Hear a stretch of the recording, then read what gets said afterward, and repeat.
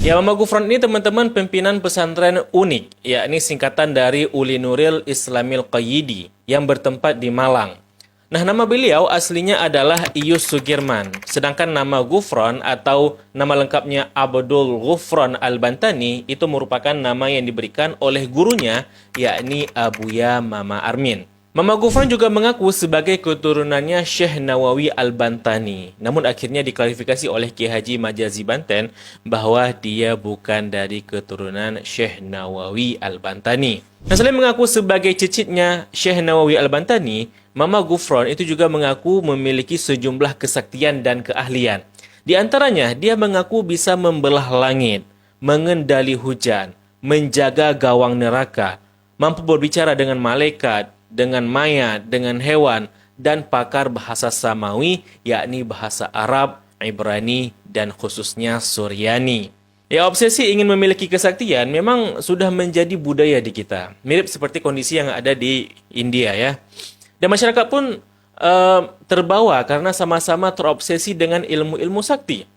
Maka orang-orang yang dianggap sakti seperti ini itu selalu mendapatkan posisi spesial di suatu daerah. Ya, seperti yang sudah kita lihat sebelumnya, seperti Joko Kendil, Gus Syamsuddin, dan serangkaian orang-orang yang dianggap sakti lainnya. Namun menariknya teman-teman, fenomena begini itu cenderung lebih subur di kawasan Pulau Jawa daripada di pulau-pulau lainnya.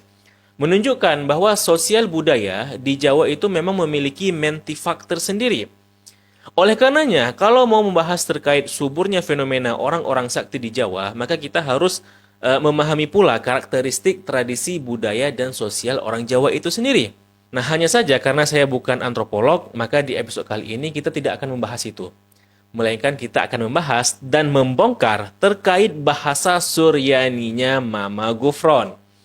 Sehingga nanti kita bisa menakar, apakah bahasa Suryaninya ala Mama Gufron ini benar-benar bagian dari bahasa Suryani, atau sebenarnya itu bahasa dari bangsa lain, atau mungkin dari alam lain ya, atau bahkan berasal dari Yahudi. Nah, sebelum kita bahas lebih lanjut, saya ucapkan terima kasih dahulu buat penonton kami yang sudah mendukung channel ini secara moral dan materi via website kitabisa.com. Saya ucapkan terima kasih atas antusiasnya dan apresiasinya. Semoga dukungan teman-teman diganti dengan yang lebih baik lagi, serta semoga dengan dukungan tersebut dapat mempercepat perkembangan channel ini. Buat yang mau ikut berpartisipasi, teman-teman dapat mengklik link kampanye kami di website kitabisa.com di kolom deskripsi video dan di kolom komentar semat di bawah video ini. Dalam tradisi Islam, bahasa Suryani ini menjadi bahasa spesial oleh beberapa kalangan, khususnya buat mereka yang mendawamkan beberapa kitab mistik klasik, seperti kitab-kitabnya Al-Buni, Maslamah Al-Majriti, dan lain sebagainya. Nah, di kitab ini teman-teman, bahasa Suryani ini digunakan sebagai instrumen aktivitas gaib, yang biasanya diposisikan sebagai mantra seperti itu. Oleh karenanya, dalam tradisi Islam klasik, khususnya bagi mereka yang mendawamkan kitab-kitab dan ilmu mistik ini, bahasa Suryani ini dianggap bahasa gaib atau bahasa suci dalam tanda kutip gitu ya. Nah, mereka juga memahami bahwa Ismul A'dhamnya Allah itu berasal dan ditulis dalam bahasa Suryani. Beberapa istilah-istilah Suryani atau disebut sebagai asma Suryani yang dimaksud itu adalah seperti asma Barhatiyah, Hausamat, Asbauti, Ahyan Sarohian, Adunai, Alu Syadaya, Ajin Ahujin, dan lain sebagainya. Nah, tentang ini sudah pernah kita bahas di episode tersendiri gitu ya. Buat teman-teman yang pengen nonton episode sebelumnya, teman-teman dapat menonton episode ini setelah menonton video kali ini ya. Nah, karena dianggap sebagai bahasa yang statusnya spesial, maka jangan heran jika mereka menarasikan bahwa bahasa Suryani itu adalah bahasa langit, bahasa kaum malaikat, bahasanya para nabi, khususnya bahasa Nabi Adam. Yang sebenarnya pernyataan-pernyataan ini dapat dibantah. Tapi soal signifikansi bahasa Suryani ini, mungkin kapan-kapan akan kita bahas di episode tersendiri nantinya ya. Nah, sebelumnya perlu dipahami teman-teman, bahwa bahasa Suryani itu memang benar-benar ada. Bahasa ini teman-teman merupakan bahasa yang ditutur oleh orang yang hidup di kawasan Syria dan sekitarnya. Khususnya sebelum era Islam seperti itu. Bahasa ini merupakan bagian dari turunan bahasa Aram dan disebut dengan istilah Lesana Suryaya. Bahasa ini teman-teman menjadi bahasa sucinya orang-orang Kristen Ortodok yang ada di kawasan Syria dan sekitarnya, di mana dahulu orang-orang di kawasan Syria itu masih menggunakan bahasa ini dalam kesehariannya. Itulah sebab Rasulullah SAW memerintahkan Zaid bin Sabit untuk mempelajari bahasa Suryani ini. Tapi bukan untuk keperluan gaib ya, melainkan untuk kepentingan penerjemahan surat-surat dari delegasi Suriah di masa itu. Nah teman-teman, pertanyaannya adalah, apakah bahasa Suryaninya Mama Ghufran itu memiliki hubungan dengan bahasa Suryani yang aslinya? Di channel YouTube-nya Pesantren Unik, kita akan melihat video di mana Mama Ghufran memperkenalkan ortografi tulisan bahasa Suryaninya. Gampang, siapa pencetusnya? Indonesia, tanah Jawa. Ini orang seperti gini, ini, hah? Betul atau tidak?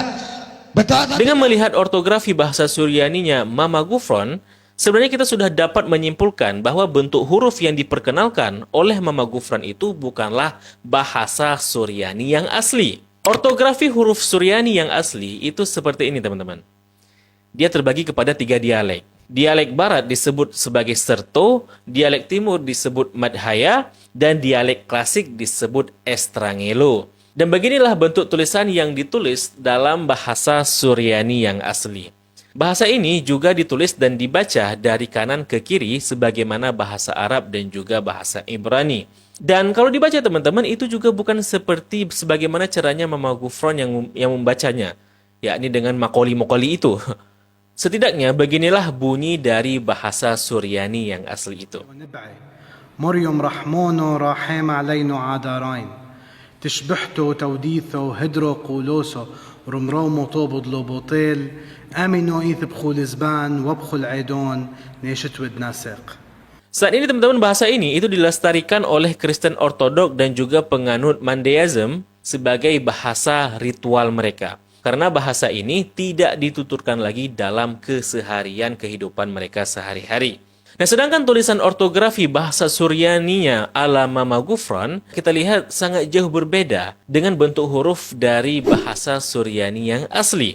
Sehingga tentu wajar jika kita tidak mempercayainya dan mempertanyakan dari mana dia mendapatkan ortografi huruf Suryani yang sedemikian rupa seperti itu. Oleh karenanya, kita sepakat bahwa huruf Suryaninya Mama Ghufran, bahkan apa yang diucapkan oleh Mama Ghufran itu bukan sama sekali bahasa Suryani yang dikenal, akan tetapi lebih kepada bahasa buatan sendiri, namun dikasih nama Suryani seperti itu. Oleh karenanya, bahasa Suryaninya Mama Ghufran ini kemudian lebih tepatnya disebut sebagai pseudo-Suryani, yakni bahasa Suryani palsu. Tapi sebenarnya teman-teman, kita bisa melacak setidaknya dari mana ortografi bentuk tulisan bahasa Suryaninya ala Mama Ghufran ini berasal.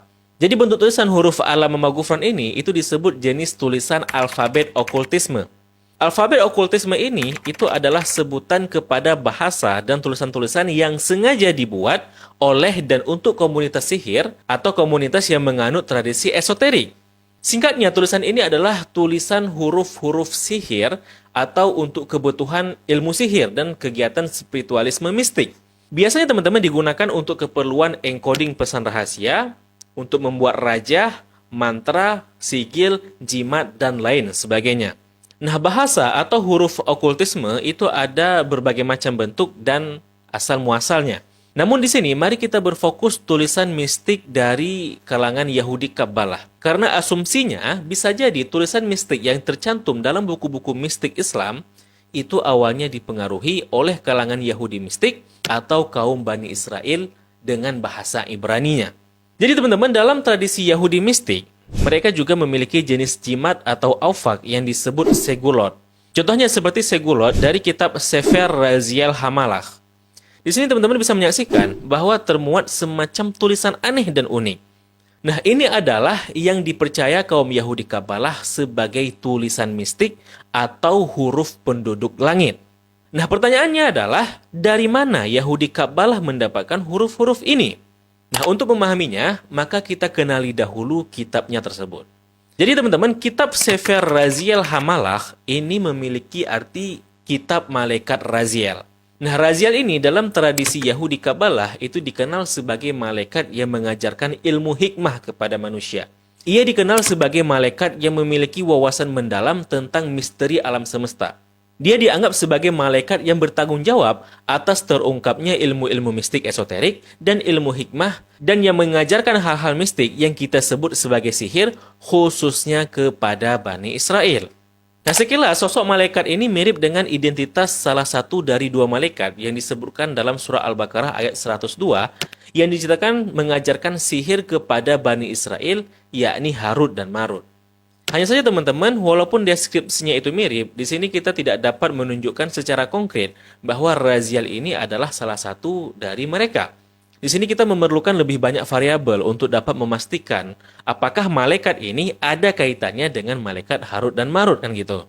Namun menariknya teman-teman, ketika menafsirkan ayat ini, Ibnu Katsir itu mengutip sebuah riwayat bahwa Nabi Sulaiman itu dikatakan telah mengubur kitab-kitab sihir sebelum kewafatannya.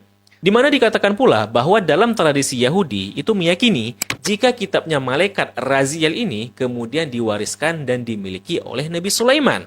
Nah, pertanyaannya adalah apakah kitab-kitab sihir yang dikubur oleh Nabi Sulaiman yang diceritakan dalam sebuah riwayat dalam tafsirnya Ibnu Katsir itu adalah kitab yang sama yang dimaksud Sefer Raziel Hamalah ini? Lagi-lagi kita tidak bisa memberikan jawaban yang konkret karena kurangnya data dan variabel yang mendukung.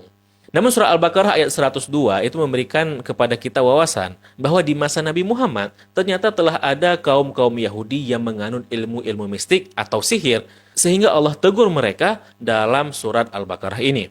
Oleh karenanya di sini kita memahami bahwa kitab Malaikat Raziel ini adalah sejenis kitab magic, kitab ilmu mistik atau sederhananya sebagai kitab sihir yang memuat ilmu-ilmu mistik dan ilmu hikmah yang diajarkan oleh malaikat Raziel kepada Bani Israel.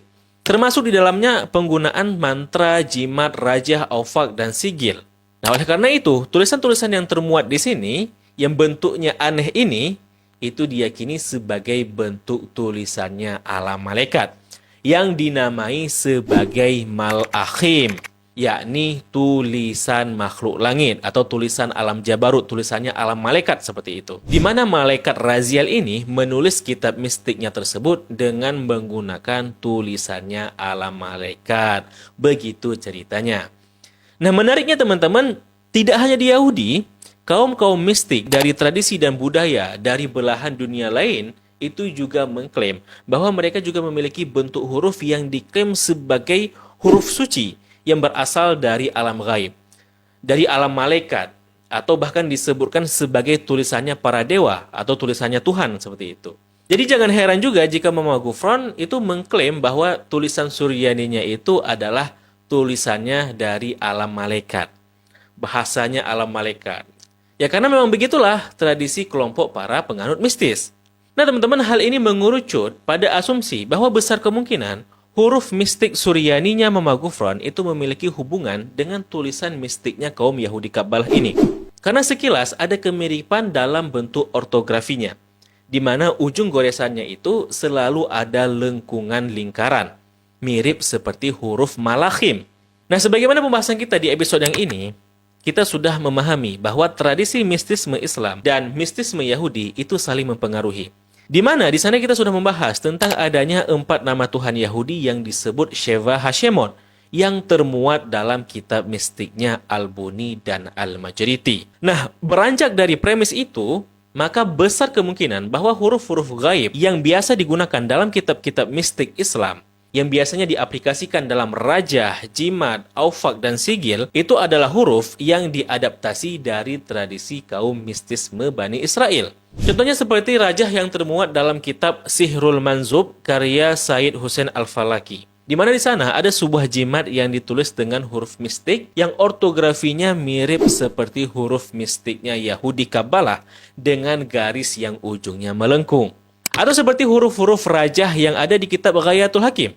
Penulis kitab ini itu tidak menjabarkan daftar huruf-huruf mistik ini dan padannya dengan huruf Arab, sehingga huruf ini tidak dapat dibaca. Namun tetap diyakini mengandung khasiat seperti itu ya. Nah, satu-satunya referensi yang bisa saya temukan terkait kitab yang memuat daftar huruf yang mirip seperti hurufnya Mama Gufron dan huruf mistiknya Yahudi itu adalah dari kitabnya Ibnu Wahisyah dengan judul Syauqul Mustaham. Sebelumnya perlu dipahami dahulu teman-teman bahwa kitab ini sebenarnya bukan kitab mistik. melainkan kitab yang memuat daftar koleksi huruf-huruf kuno. Nah, pada halaman 36, kita bisa melihat huruf-huruf dengan ortografi unik yang diurutkan berdasarkan padanannya dengan bahasa Arab. Ortografi huruf yang disajikan ini sekilas mirip dengan huruf pseudo-Suryaninya buatan Mama Gufron, serta juga mirip dengan huruf Malachimnya dari Yahudi Kabbalah, mengindikasikan bahwa kemungkinan ada saling ketersambungan, bahwa huruf Mama Gufron mungkin berakar dari daftar huruf-huruf ini. Dan huruf-huruf ini kemungkinan dipengaruhi oleh huruf mistiknya dari Yahudi Kabbalah, kan gitu. Nah, hipotesa ini semakin meyakinkan ketika kita membaca deskripsi dari kitab ini, teman-teman. Disebutkan di sana, karakteristik huruf hikmah dari Suryanius, si penulis kitab astronomi dan ilmu berkaitan dengan astrologi atau nujum, dan tolasim, yakni perjimatan, dan segala yang berkaitan dengannya, dan pengamatan dan pembuatan khawatim. Khawatim ini teman-teman bentuk jamak dari khatim ya, di mana khatim itu artinya sigil, ini sejenis jimat juga gitu ya. Dan hal-hal yang berkaitan dengan roh. Nah, dari deskripsi ini teman-teman kita sudah memahami bahwa huruf ini oleh si pembuatnya itu digunakan untuk hal-hal gaib. Huruf ini merupakan tulisan yang dinisbatkan kepada sosok yang bernama Suryanius. Nggak diketahui ya siapa sosok Suryanius ini. Apakah ia adalah seorang Yahudi atau Kristen. Namun yang pasti berdasarkan deskripsinya, ia menggeluti ilmu-ilmu mistik atau okultisme. Dan huruf-huruf ini itu digunakan untuk keperluan itu. Nah, kemungkinan besar teman-teman istilah Suryani yang digunakan oleh Gufron itu merupakan sosok Suryanius ini. Dan kalau benar demikian, maka bahasa Suryani yang dimaksud Mama Gufron itu bukan bahasa Suryani yang kita kenal sebagai bahasa Suryani yang asli itu, melainkan bahasa dari sosok yang bernama Suryanius. Jadi Suryani yang dimaksud Mama Gufron itu adalah dinisbatkan ya kepada nama tokoh Suryanius. Ya, Mama Gufron mungkin tidak menyadari tentang fakta ini karena dia mungkin mendapatkan dari kitab lain, bukan langsung dari kitab ini ya. Nah, dari serangkaian paralelisasi fakta dan data yang sudah kita jabarkan ini, antara tradisi mistisme Yahudi dan mistisme Islam ini, membuat kita dapat berhipotesa bahwa besar kemungkinan tulisan Suryaninya Mama Gufron itu berasal dari tulisan mistik dari Yahudi Kabbalah, berdasarkan benang merah yang sudah kita jabarkan dari tadi. Walaupun sekali lagi, kita tidak bisa mengklaim secara mutlak dan konkret gitu ya. Karena besar kemungkinan huruf pseudo-Suryaninya Mama Gufron ini itu adalah bentuk yang sudah banyak dimodifikasi dari huruf-huruf yang ia pelajari dari kitab mistik Islam sebelumnya. Di mana besar kemungkinan pula huruf yang didapati dari kitab mistik yang dipelajari Mama Gufron itu memiliki korelasi atau hubungan secara tidak langsung dengan tradisi mistik Bani Israel atau Kabbalah, Yahudi mistik seperti itu. Dalam hal ini adalah huruf Malachim atau huruf yang diperkenalkan oleh malaikat Raziel yang sudah kita saksikan tadi. Nah, bagaimana pendapat teman-teman mengenai pembahasan kita kali ini? Coba tulis di kolom komentar di bawah video ini.